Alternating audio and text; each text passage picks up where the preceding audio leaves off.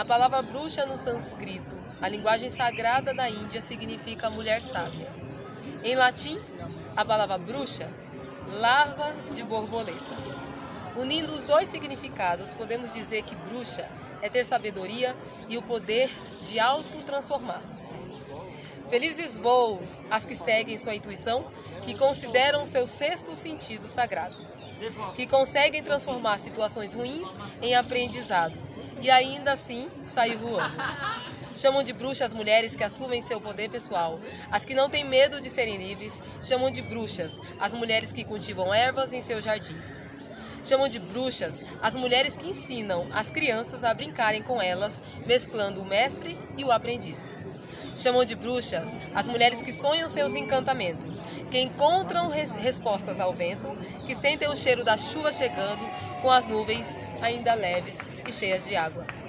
Chamam de bruxas todas as loucas que falam com os animais, as que se encantam com a primavera, as que se comovem com o barulho dos seus tambores e com suas maracas. Chamam de bruxas mulheres que caminham descalças, que sentem em longos cabelos longos, cheios negros da brisa da manhã, que se integram ao luar como a loba que uiva nas noites de lua cheia. Chamam de bruxas que fazem ungüentos, preparam chás e poções, que penduram ervas nas janelas da casa para sua proteção mágica, que se sentam na terra e trocam com ela a sua sabedoria ancestral. Chamam de bruxas todas que encontram em seu canto e na sua dança sagrada as marcas do tempo de uma inquisição confusa. Chamam de bruxas aquelas que têm como templo as estrelas e o firmamento sagrado das águas que correm pelos campos e firmam seus passos nos solos que a sustentam.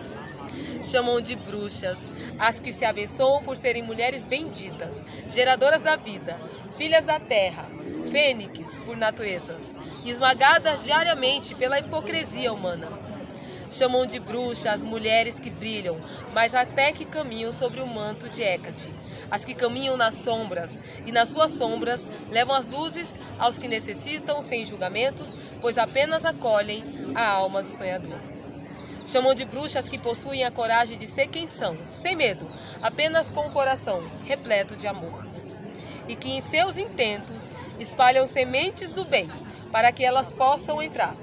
Chamam de bruxas as mulheres repletas de poder de si mesmas, que assustam por se vestirem diferentes, mas que encantam quando são compreendidas e respeitadas. Pois não precisamos serem aceitas, não precisamos da aprovação de ninguém, pois somos as mulheres de poder que nós realmente somos, porque somos bruxas, eternamente bruxas. Temos mais um poema. Eu escrevo, sou poetisa Thaís Seixas, escrevo desde os meus 12 anos. Esse primeiro poema é um poema já tem online, fiz somente uma readaptação, colocando partes essenciais da poesia, partes essenciais do que nós somos, mulheres livres. Tem este poema que é A Feiticeira, as Donzelas Dançam, um poema autoral que traz muito essa parte epopeia da música e da beleza e da filosofia de um poema.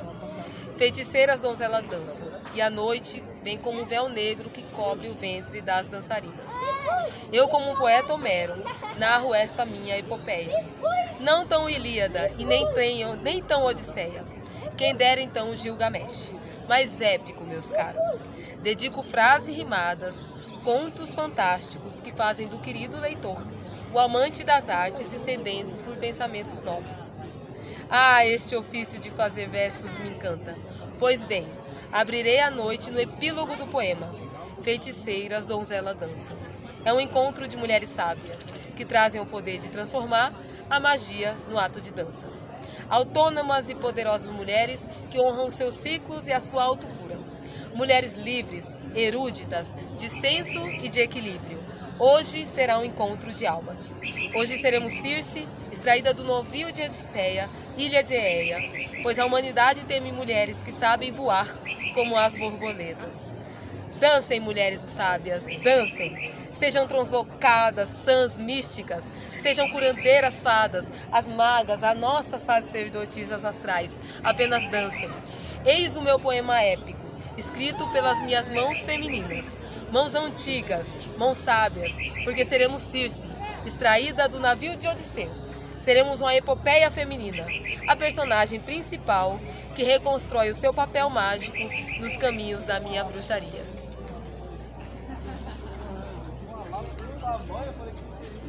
Olá, eu sou a Aya. Hoje, nesse quadro novo Intuição Amiga, a nossa convidada especial poetisa. Gratidão, Thaís Aya. Seixas. Gratidão mesmo. Estou exuberada com esse seu convite. Ainda mais nesse lugar fantástico que é Paranapiacaba, Sim. no meio do verde, da natureza, para nós falarmos um pouco deste meu caminho mágico, dessa minha tradição, que é culto a Gaia, e das minhas poesias e filosofias. Sim. É isso mesmo que eu queria começar falando. O meu canal é Aya Rodrigues e esse quadro novo Intuição Amiga vai falar sobre isso. É uma conversa sobre a experiência dela, sobre a intuição, né? Como ela tem agido como amiga mesmo com essa amizade. Pode compartilhar a sua história. Bom, a minha vivência, esse culto a mágico, junto com a filosofia, com a poesia, como eu mesmo exemplifiquei para todos, é algo que começou desde pequititinha, tá? Eu escrevia muito com meus 10, 11 anos, não entendia ainda o caminho mágico dessa filosofia de ser do sagrado feminino, mas era íntegro as manifestações sagradas que vinham como escrita e arte. Desde pequenininha eu fazia histórias de quadrinhos para os meus irmãos, histórias em quadrinhos para os vizinhos, história em quadrinhos até para a natureza. Ligada à arte. Ligada à arte. Da Eu gostava até de escrever, gente, parece besteira, parece um conto de fadas, né? Mas eu gostava de escrever e sentar assim no campo aberto para falar com os animais. E parecia que eles sentiam a integridade dos versos da poesia. Mas com o tempo eu fui trazendo essa poesia fantástica para o dia a dia e trazendo para as outras pessoas a filosofia de ser. Escrever, eu falo para muitas pessoas, escrever é a reza do poeta. Escrever, a gente é como uma oração, é como um mantra, né? A gente se integra, a gente se dá, a gente se doa para aquilo. E é um universo fantástico. Mas com meus 18, 19 anos que eu comecei a ver o quanto a gente se acha diferente, mas somos todos iguais. Porque quando a gente é um pouco mais diferenciado, as pessoas se assustam. O jeito como a gente se veste, o jeito como a gente se porta, o caráter do dia a dia. E a minha manifestação mágica veio pela escrita, veio pela filosofia de ser, quando eu tive a manifestação, a minha primeira vez com Gaia. E aí ela veio forte, ela veio presente nas minhas escritas, no meu cultuar. E aí eu senti que eu não poderia deixar de ser quem eu sou, por apenas receio de uma sociedade confusa. Que a gente vive isso desde o tempo da Inquisição, né? A gente fala que as bruxas sofrem isso desde a Inquisição maluca. Aquela época tão difícil, tão dificultosa para o mundo, para a sociedade, que isso traz até hoje atrelado nos meus poemas. E eu acho que isso é muito forte na minha vida, na minha vivência mágica. Mas o meu caminho com a bruxaria mesmo foi aos meus 22 anos, tá? Eu vi nas presenças, nos meus altares, no meu jeito de falar com Gaia, nos meus poemas, a manifestação e a divindade dela. Foi quando ela veio no meu quarto e se integrou no caminho mágico, tanto na filosofia quanto na presença. Ela me trouxe presentes astrais, cristais apareceram no meu quarto e muita gente fala, essa aí vai ser uma velha doida contando histórias para pessoas fictícias. Mas os cristais eram reais e eu tenho eles até hoje. É um baú de cristais. Eu mostro pra você, você vai achar fantástico. Não comprei, foi ela que trouxe para mostrar que ela é forte, ela é poderosa. Ela é uma manifestação do sagrado feminino, coisa que as pessoas relutaram para isso. A mulher não pode ter o seu poder mágico, a mulher não pode ser algo poderoso, algo fantástico.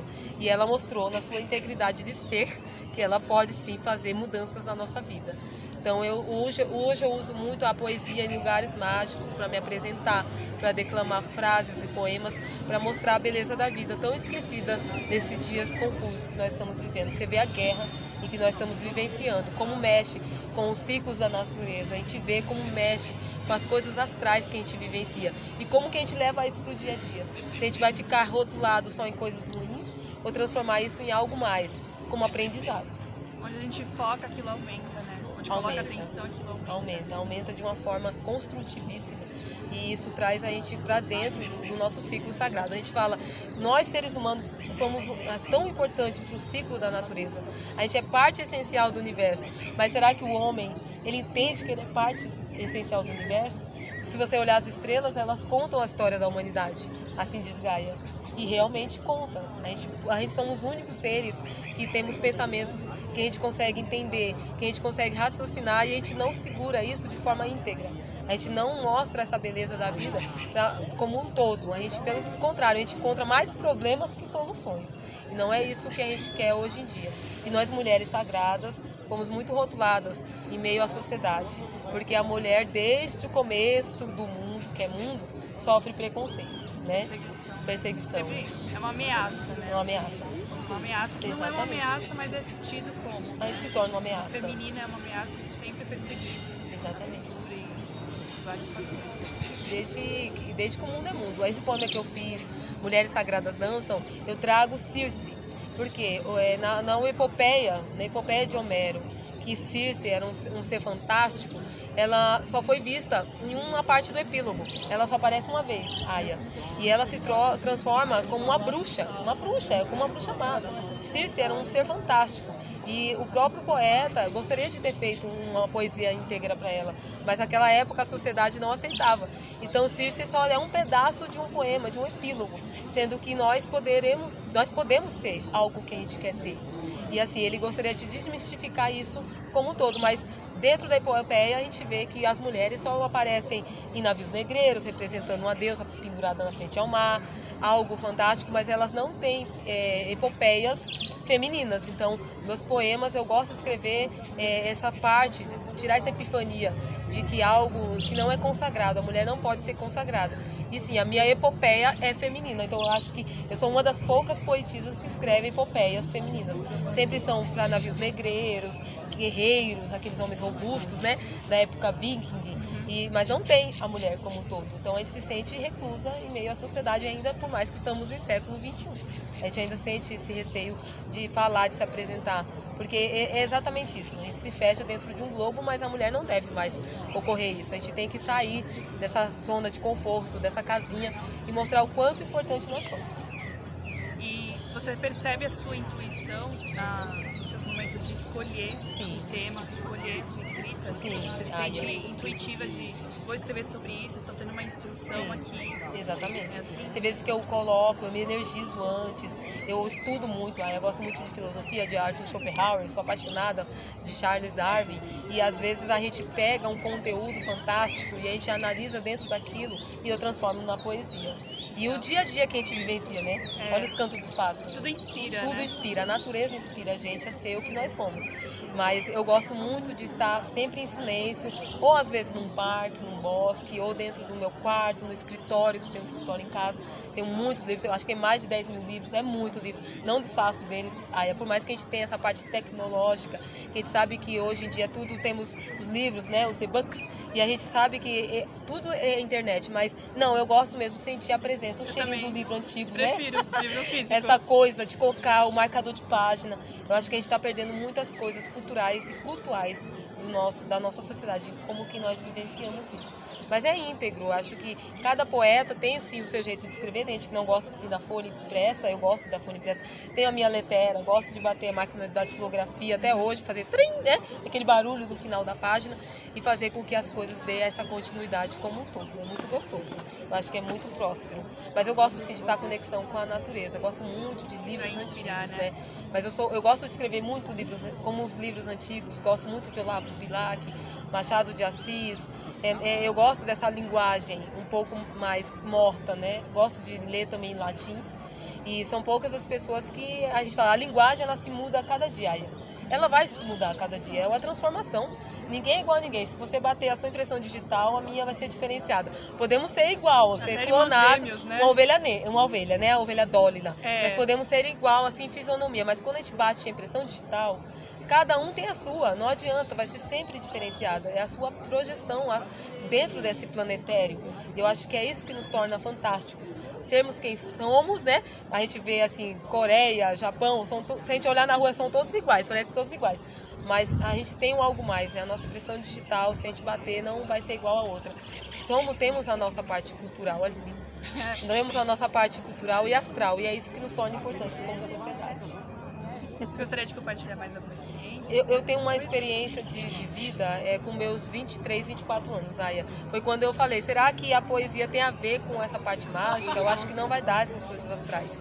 E no meu quarto apareceu um grimório, e eu não comprei esse grimório, gente, parece besteiras falando assim, não comprei esse grimório, eu acompanho ele até hoje, e na primeira página tava assim, minha história é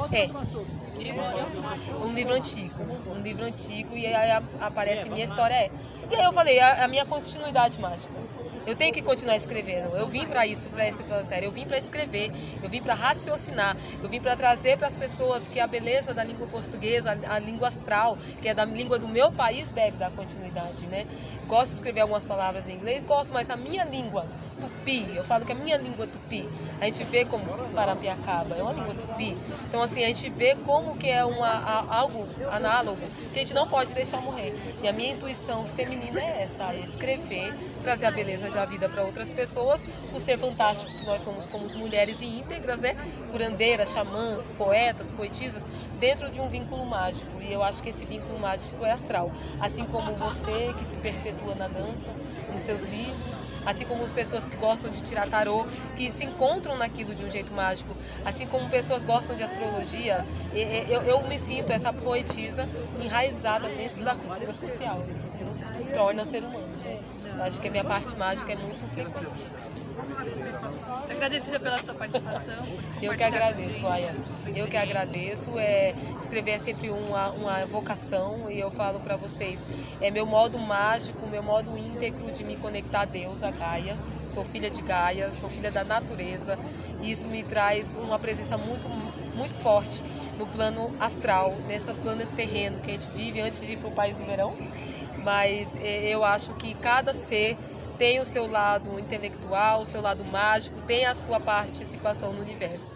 E a gente não pode deixar jamais, deixar de quem somos, porque as pessoas acham que deve ser. Olha esse sol, Aya, veio para abençoar essa tarde mágica, iluminar a nossa vida. Gratidão, eu que agradeço, Aya, e você é um ser fantástico, que apareceu na minha vida. Espero que isso vá até o País do Verão. Gratidão. Eu que agradeço. Gratidão. Beijos mágicos da bruxa.